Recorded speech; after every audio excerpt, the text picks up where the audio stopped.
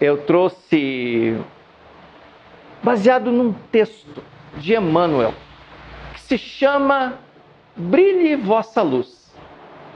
Porque é muito importante para todos nós que viemos aqui, a gente se predispõe a conhecer, né? Nós chamamos Jesus Cristo de Mestre.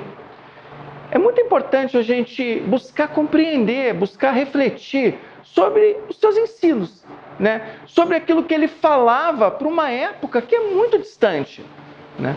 Queira ou não, fazem mais de 2000 anos e muita da linguagem que tinha naquela época era muito diferente do que a de hoje, né? E às vezes falta um pouquinho de conexão e talvez é bom que a gente traga algumas das coisas e a gente tenta transformá-la para que a gente possa, como o Ben-Hur disse na prece, nós sermos melhores.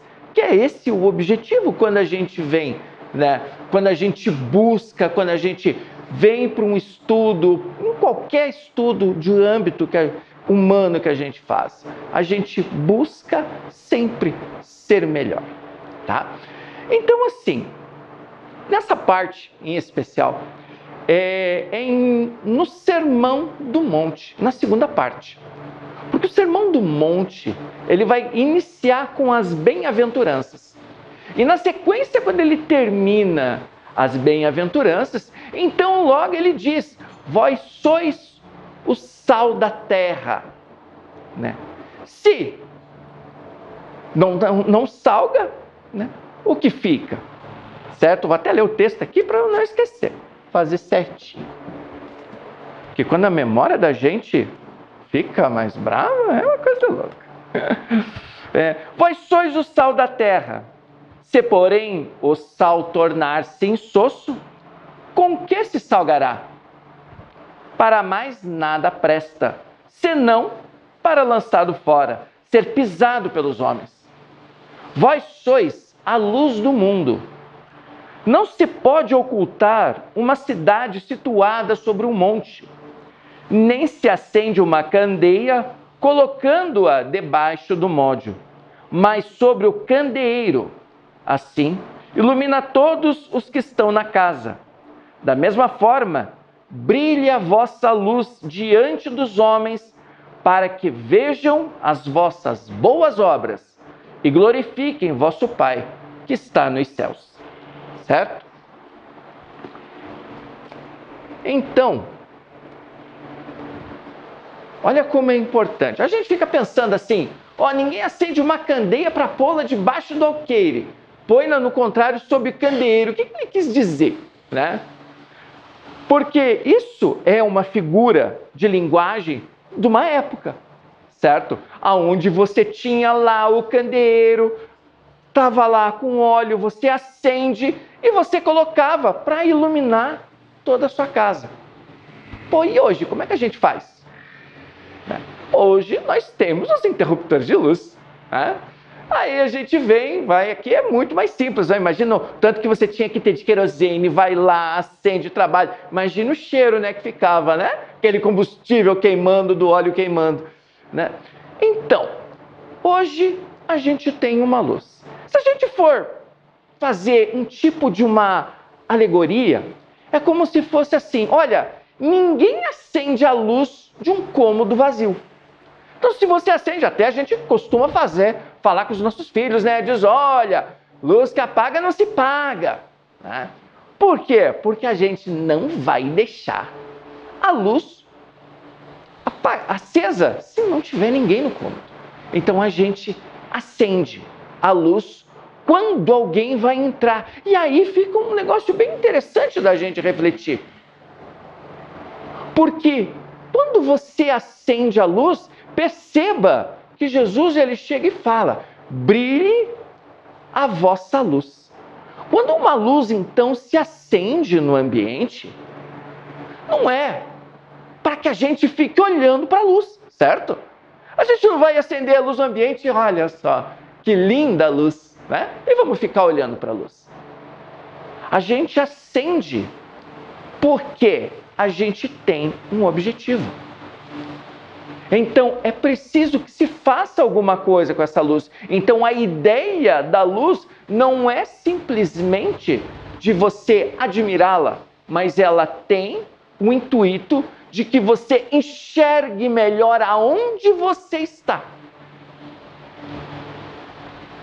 E enxergando melhor aonde a gente vai estar, né, a gente possa, então, cumprir com as nossas atividades.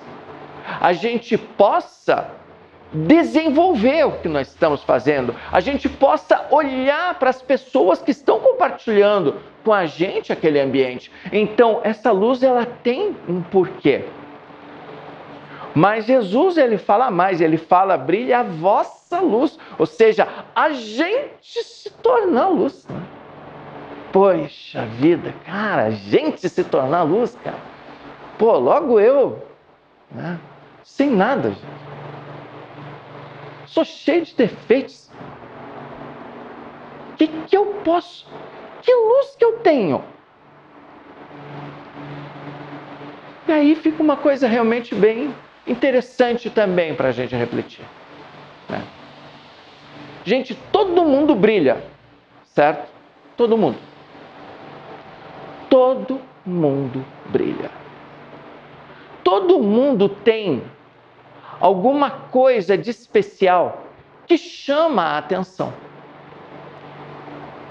Todo mundo vem com alguma determinada coisa ou consegue, numa determinada área, desenvolver algo e o faz com excelência. Mas são pelo menos 28 emoções que nós temos, em que essas emoções são elas que, vamos assim dizer, nos dão um movimento na vida, que inclusive essa vem a ser da etimologia da palavra, certo? É que coloca em movimento, é aquela que vai nos pôr em atividade, e é elas que, por exemplo, faz o nosso coração acelerar, né? Nos dão suador, ou então nos dão aquele arrepio. Então, assim, eles têm aquela ideia física, eles conseguem promover algo em nós.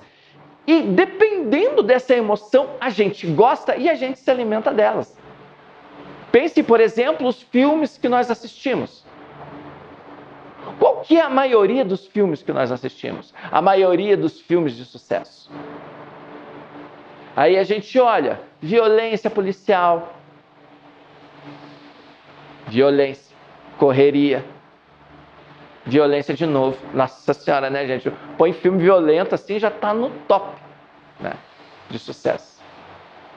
Então, a violência, ela é uma emoção que já vai despertando. Se eu vou me alimentando daquilo, quando eu vou precisar colocar alguma coisa, o que eu coloco?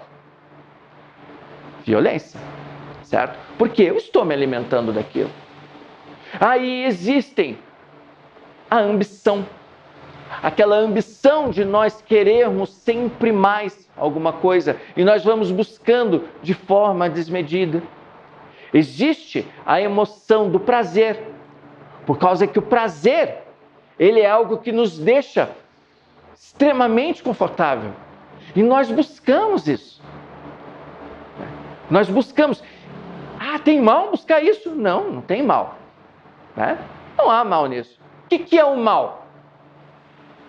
É o abuso que nós fazemos dessas coisas, certo? O abuso quando nós vamos atrás de algo que nós ambicionamos. A raiva, ela é uma forma de energia que nos conduz à vida. Mas quando ela descamba para o lado da violência, então já chega a um extremo. E nesse extremo é o abuso dessa emoção. E por aí vai. Por diversas, tantas emoções que tem, ao qual elas vão nos alimentando de cada uma delas.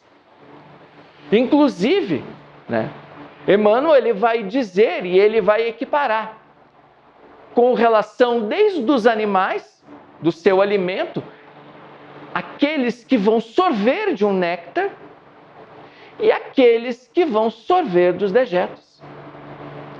Mas são alimentos, são energias. É a mesma forma nós com as emoções, certo? A gente vai ir de encontro a elas.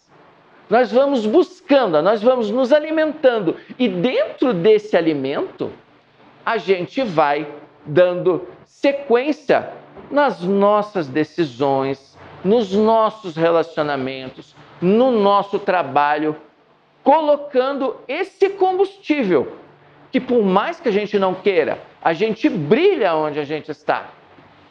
Entende? Mesmo que essa luz, ela não seja forte ou ela não seja boa, né? Mesmo que ela choque, mas ainda assim é um combustível e que vai chamar a atenção aonde você está.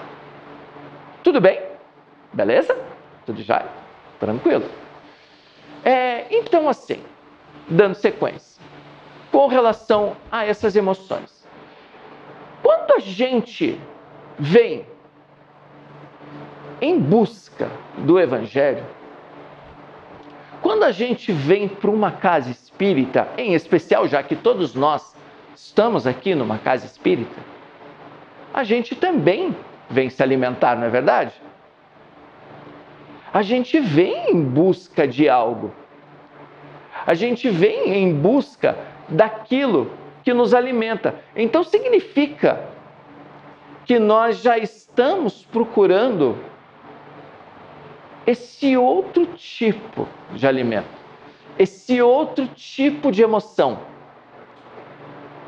Aí a gente já começa, então, a perceber que na luta do espírito, vivendo na matéria, que por mais que a gente tenha tantas emoções que são materiais, a gente vai estar travando uma luta.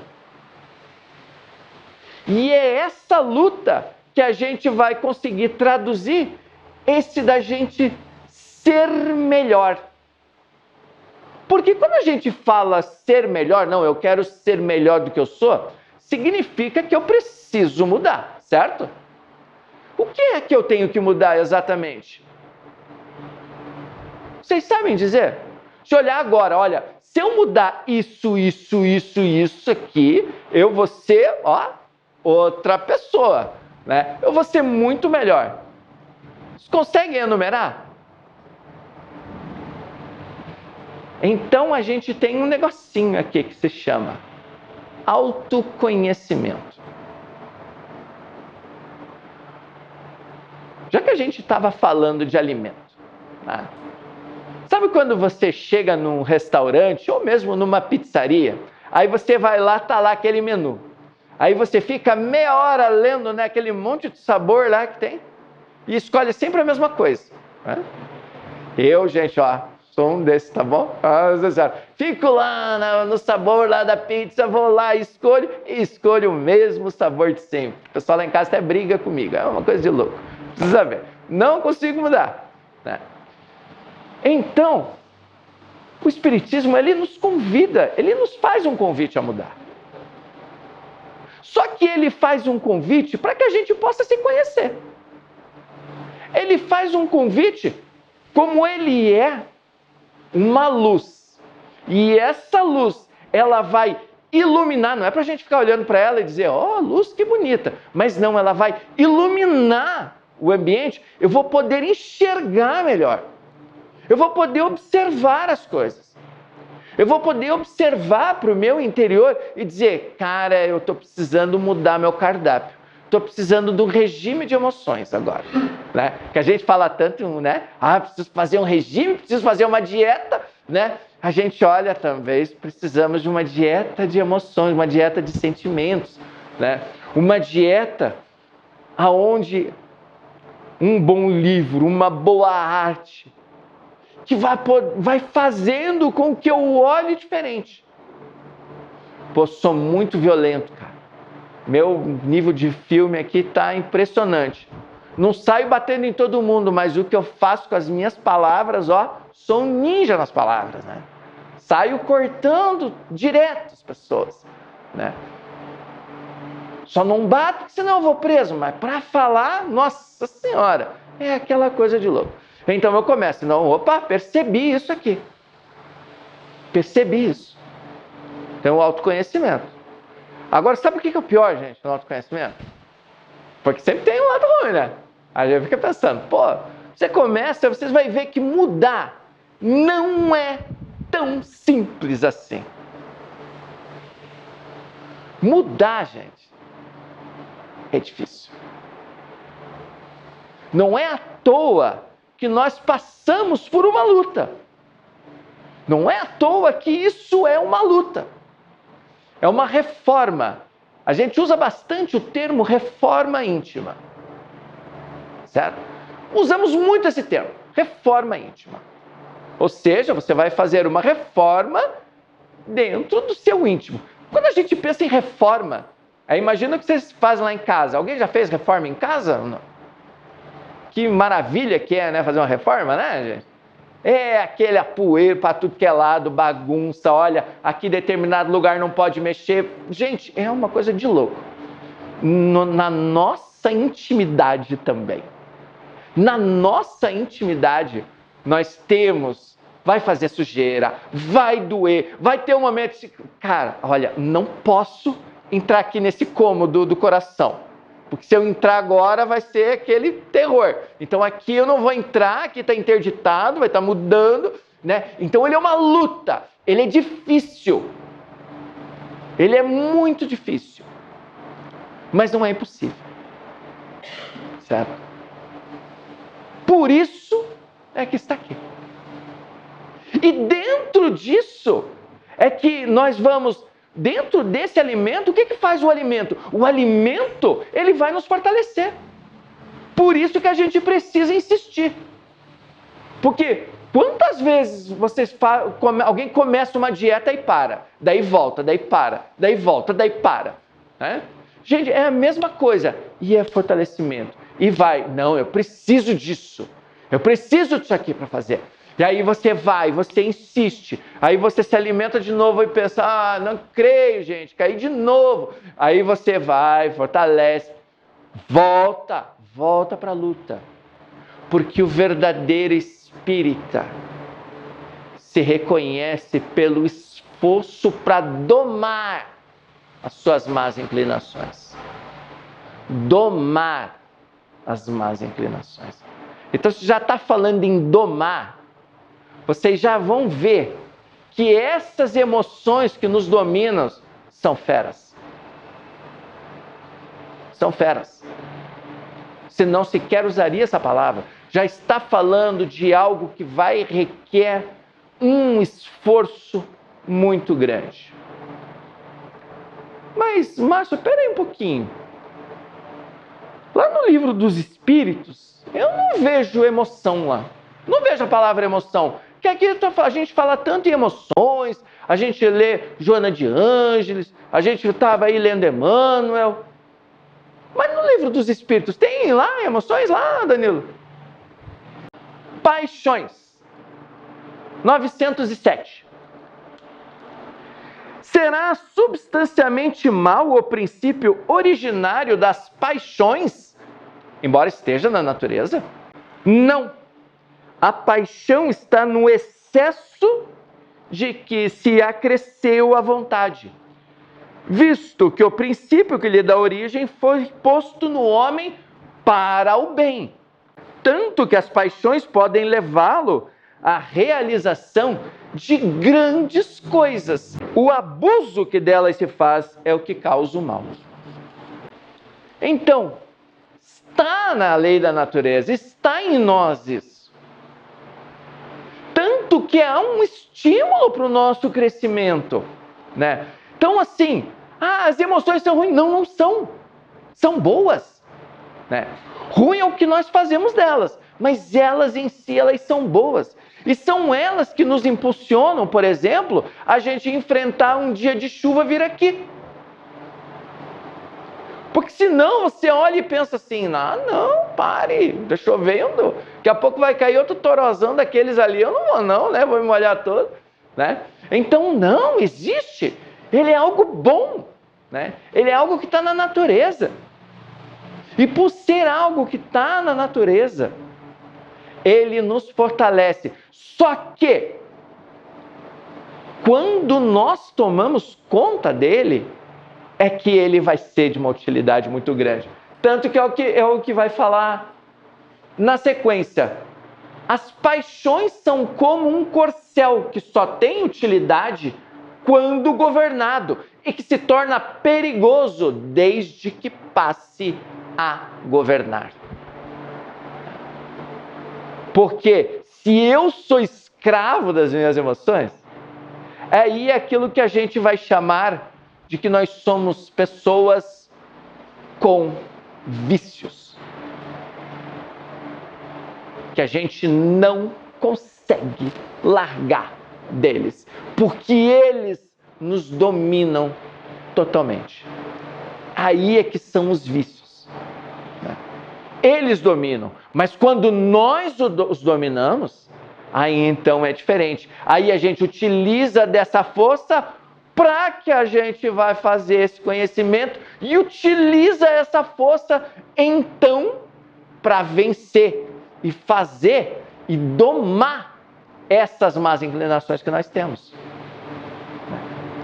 Então nós vamos buscar esse autoconhecimento.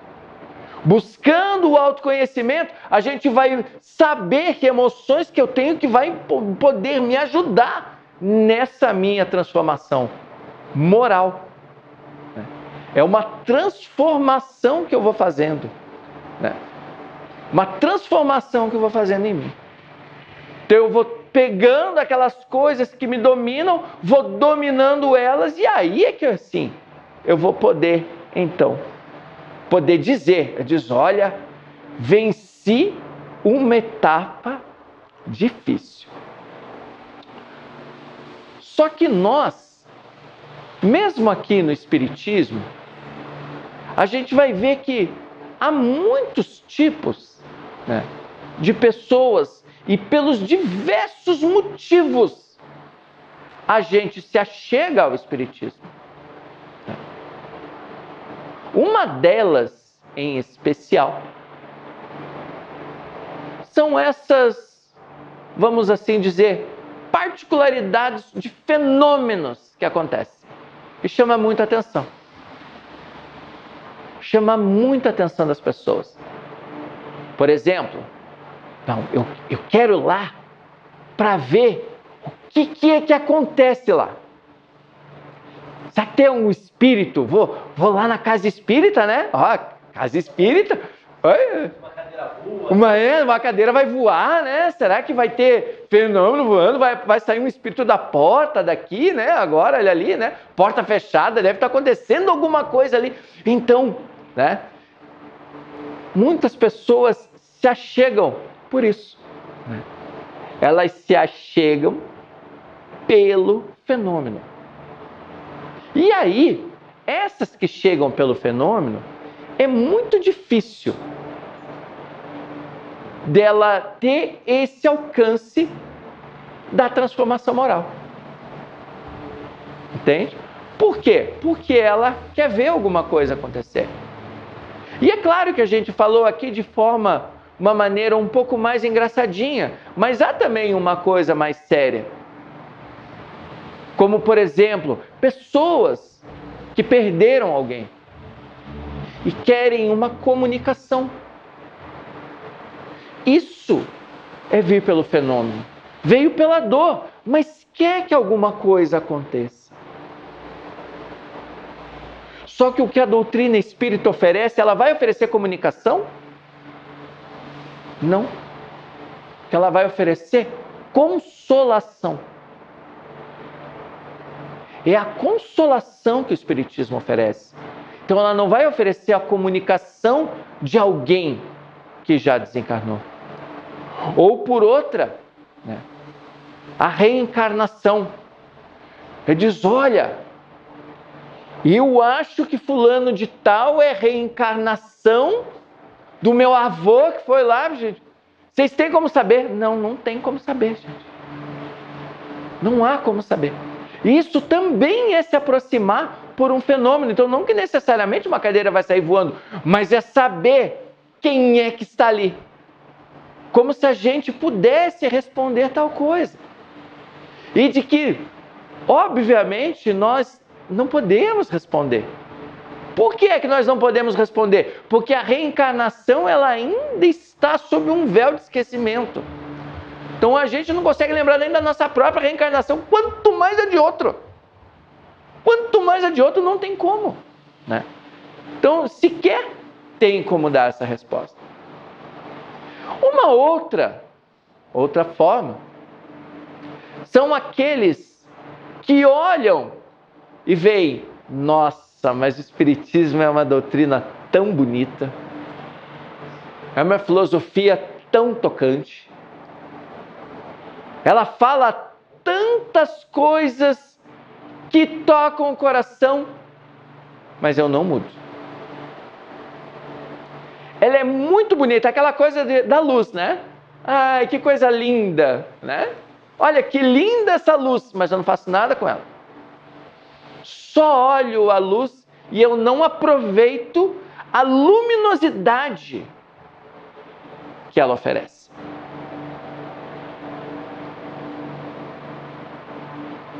E é claro que aqui é um ponto aonde vai dar início na nossa transformação. Por incrível que pareça. Porque admira, mas não se esforça. Ai, que legal, é muito bonito. Mas não serve para mim. Mas aí até um determinado momento em que eu vou começar a mudar. De tanto que eu vou me alimentando, né, daquilo, já que ela é bonita. Não, eu quero ver mais mensagens, quero ouvir mais mensagens.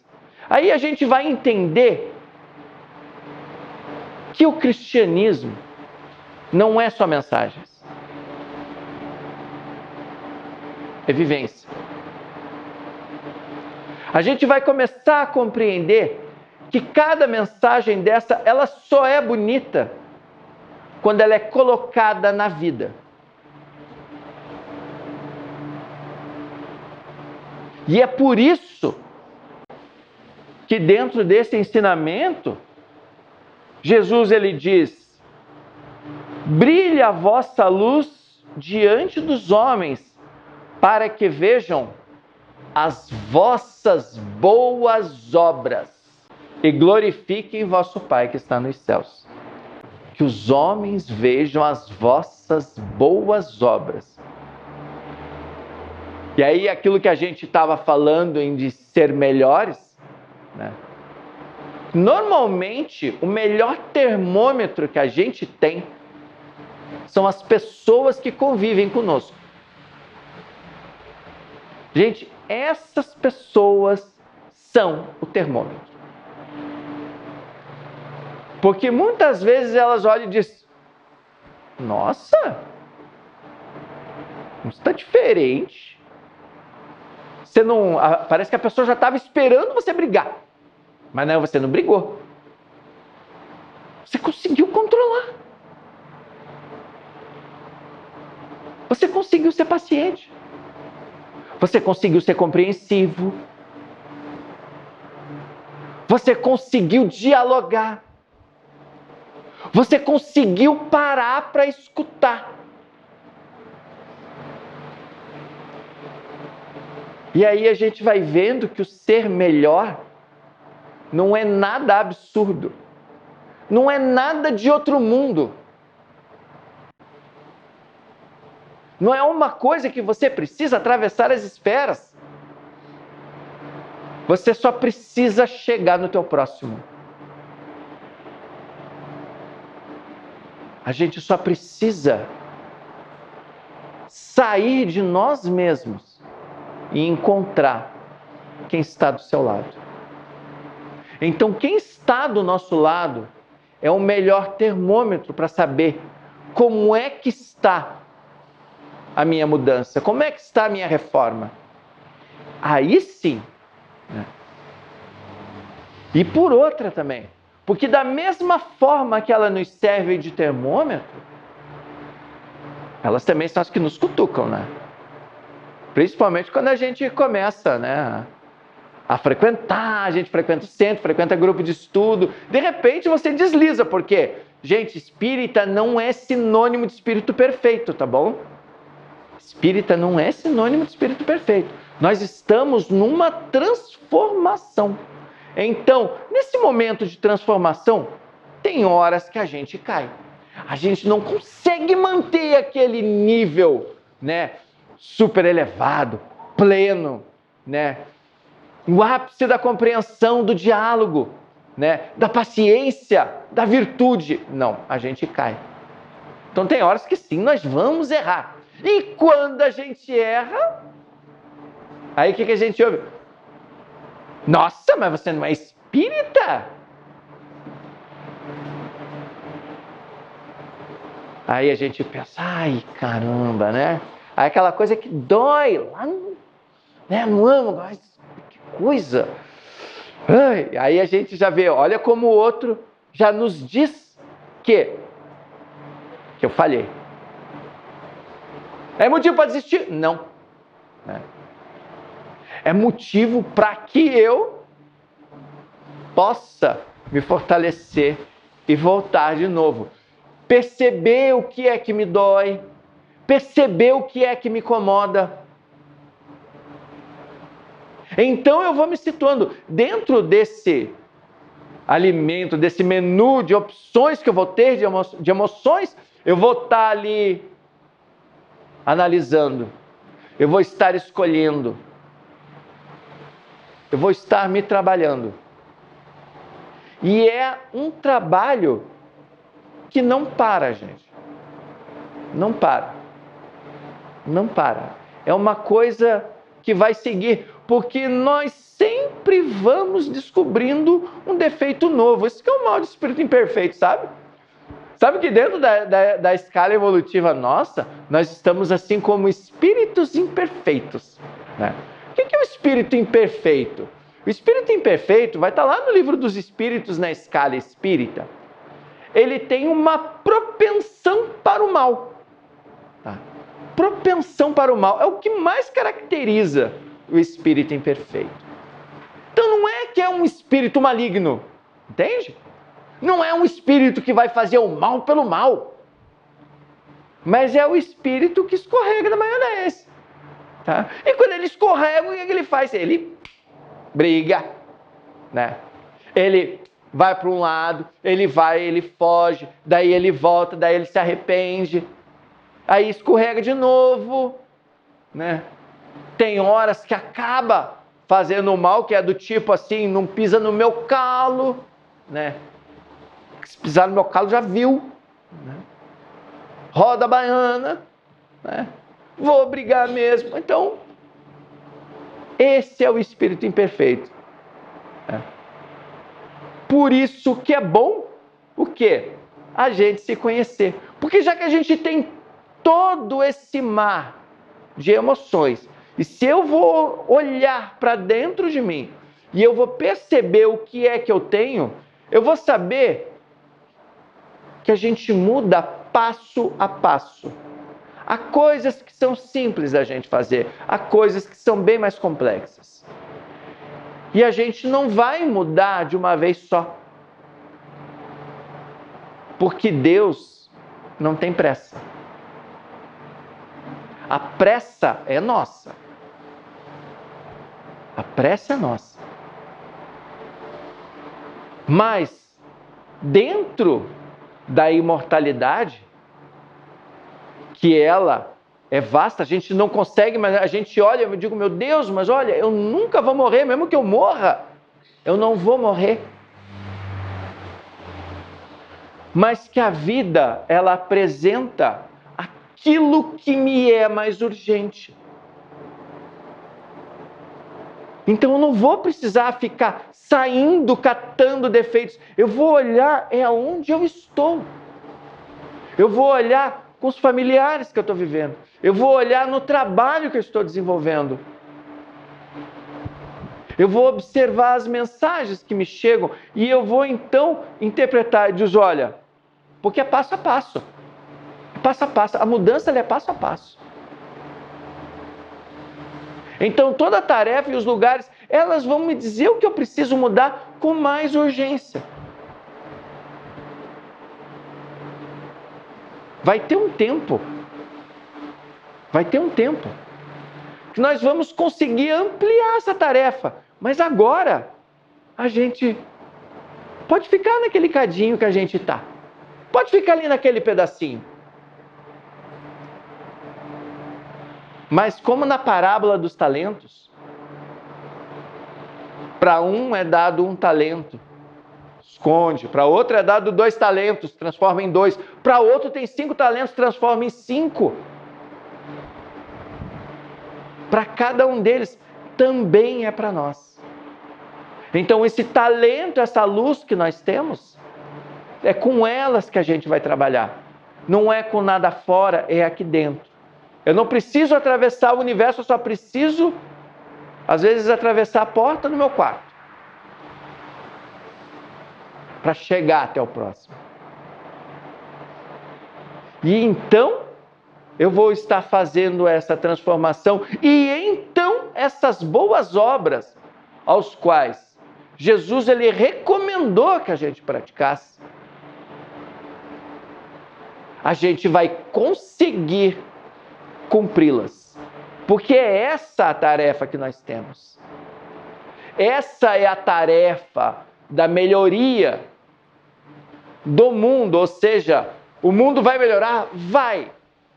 O mundo vai melhorar. Vai começar melhorando comigo. Vai começar melhorando com aquilo que eu vou oferecer de melhor. Não melhor que o outro, melhor do que eu era. Melhor do que eu era. Essa competição, essa melhora é comigo mesmo. Então não há melhor nem pior do que ninguém. Mas há sim pessoas mais experientes. E às vezes a gente olha dentro desses outros exemplos, para que a gente também não precise cair em erro. A gente tem muitas coisas pelas quais a gente vai poder se espelhar. E há muitas coisas pelas quais a gente vai conseguir, então, analisar, ver e poder desenvolver, trazer isso para a nossa vida. Porque o Espiritismo é para nós, o Evangelho é para nós, é para cada um. A gente não precisa mudar as pessoas, a gente só precisa mudar nós mesmos. E entendendo como é difícil mudar a si mesmo, a gente jamais vai querer mudar quem quer que seja, porque a gente vai saber que é difícil. A gente vai saber que é um processo lento, é um processo demorado e é um processo doído. E tem vezes que a gente não quer mudar. E até isso é importante a gente saber. O que é que isso aqui eu não vou mudar. Eu gosto de ser assim. E é assim. Vai ter um momento em que cai a ficha. Vai ter um momento que a semente brota. Vai ter um momento que aquela mensagem vai fazer o efeito. Vai ter um momento que eu vou compreender.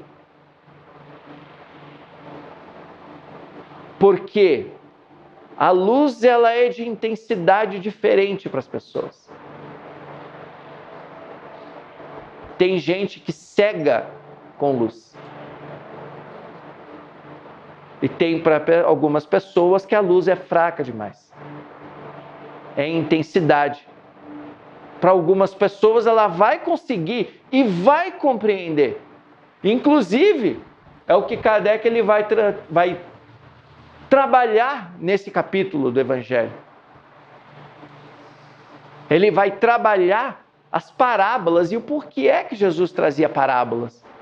E ele vai ver que havia gradações. Então há uma gradação no ensino. Para pessoas melhores e piores, não. Mas para facilidade de compreensão de cada um.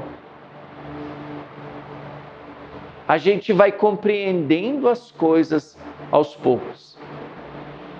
Mas a partir do momento que a ficha cai, é quando a emoção ela faz o efeito.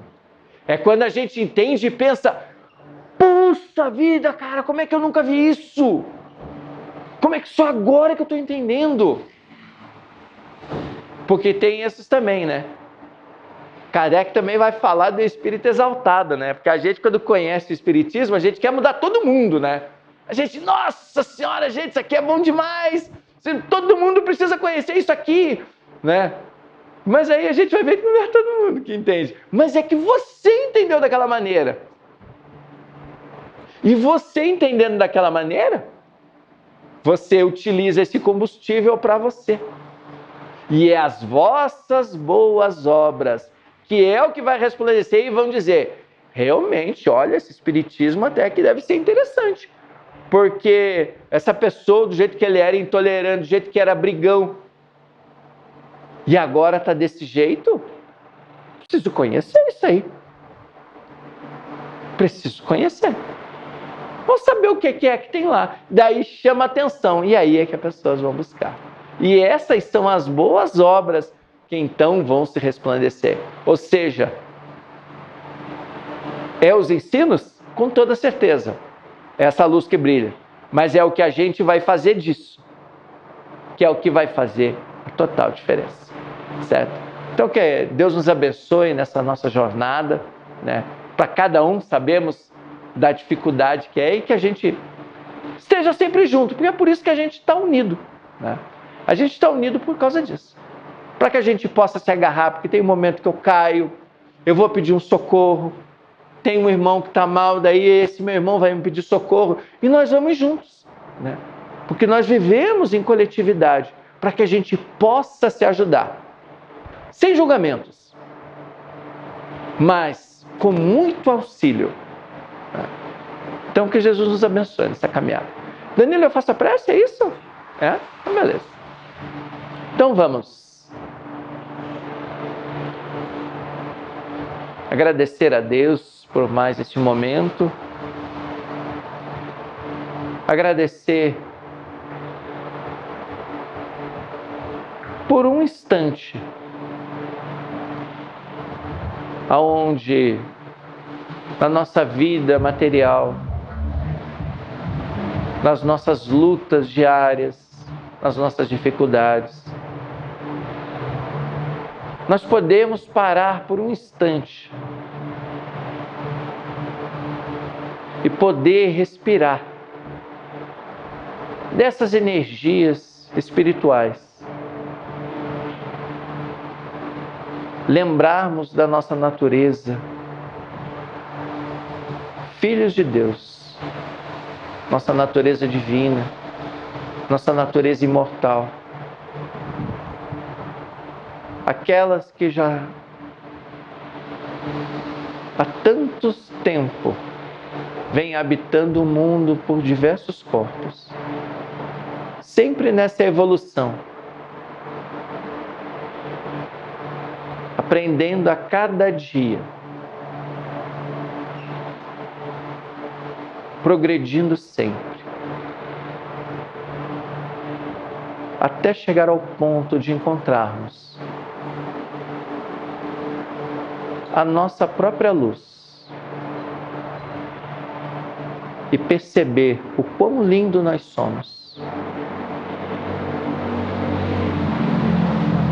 e perceber a bondade e o amor de Deus para com cada um de seus filhos.